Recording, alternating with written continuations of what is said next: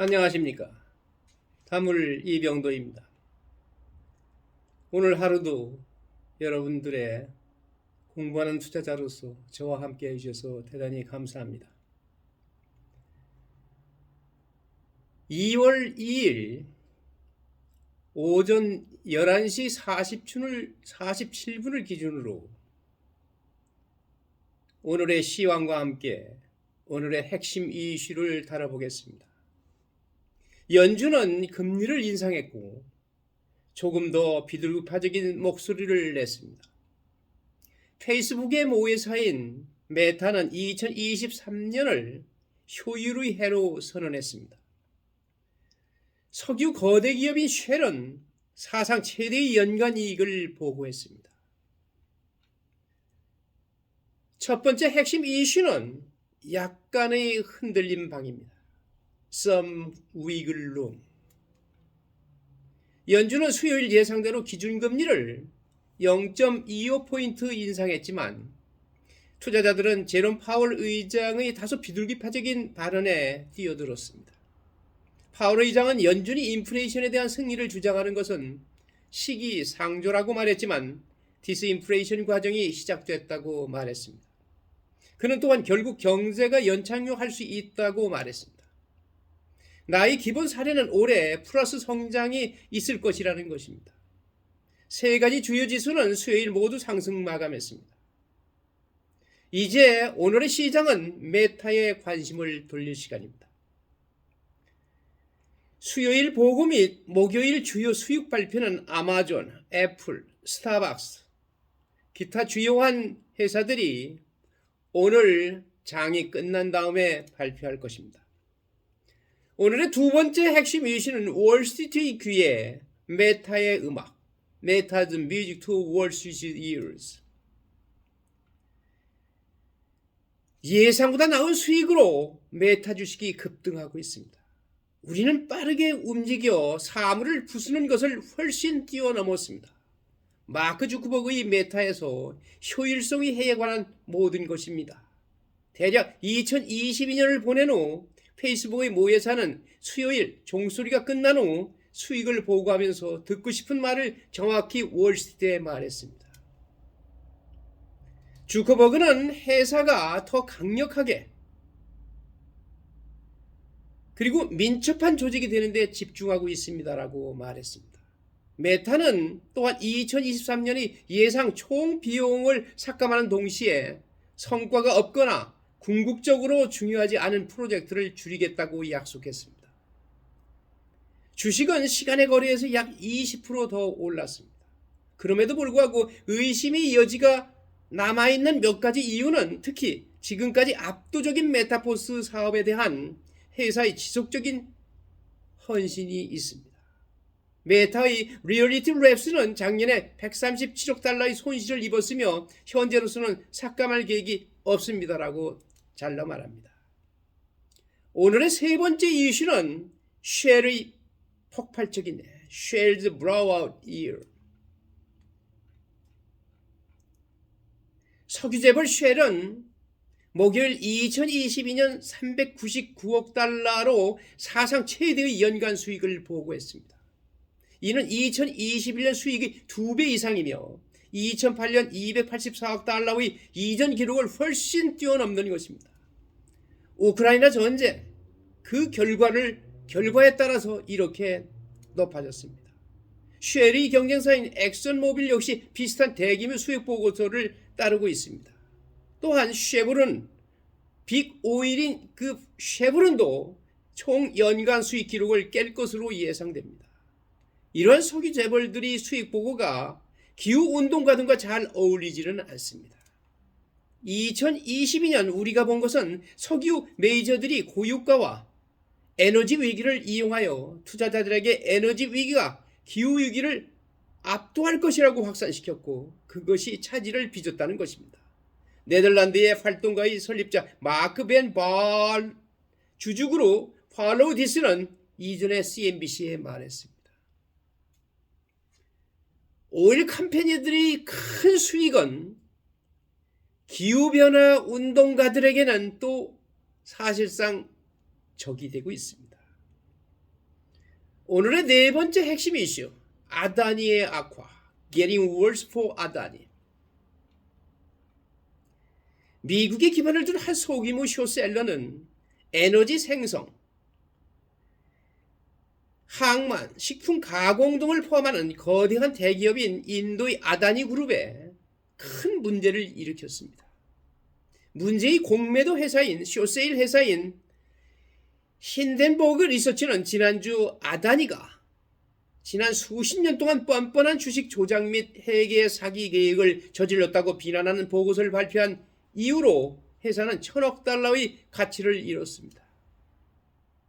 정치적으로 연결된 거물 가우탐 아다니가 이끄는 아다니는 비난이 거짓말에 불과하다고 Nothing but a lie라고 말했습니다. 그러나 혼란 때문에 아다니는 완전히 청약되었음에도 불구하고 $25억 주식 공모를 취소했습니다. 주식시장이 이렇게 참 무섭습니다.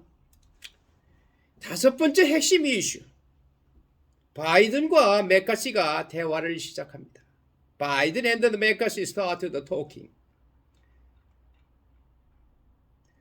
아직 구체 한도에 대한 합의는 없지만 민주당원인 조 바이든 대통령과 공화당원의 케빈 맥카시 하원 의장이 소위 미국의 넘버1과 넘버3가